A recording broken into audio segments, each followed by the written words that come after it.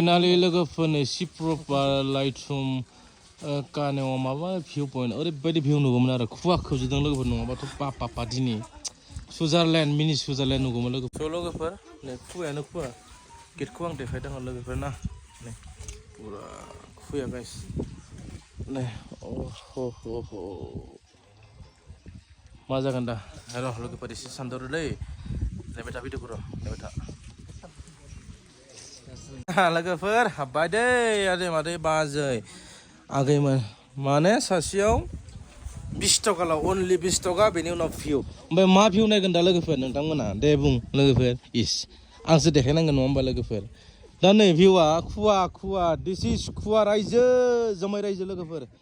मा जागोन दा र' एसे नेनि बेनि उनाव जुदि खुया खारबा नुगोन आरो भिउखौ दै अके वाइट लोगोफोर नै फैबाय मा बुंनो देखायनायनोसै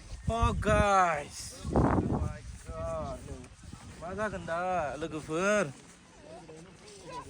जोमै रायजो नै खाराखै जोमैया खारब्ला नायदो नोंथांमोना र' देखायनो हायो ना नायनि एसे देखाय ब्र' एसे देखाय दसे उनाव लोगोफोर खरायबो दं आरो ना दा लोगोफोर गाखोबाय थानानै लोगोफोरा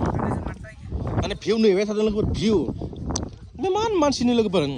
भिउ नेगासिनो दं लोगोफोर भिउ दे सोनाबा दे नायबाय थानाय दसे थागौ र' लोगोफोर भिउ नेयै हायासै खालि जोमैल' जोमै नेक्स्टआव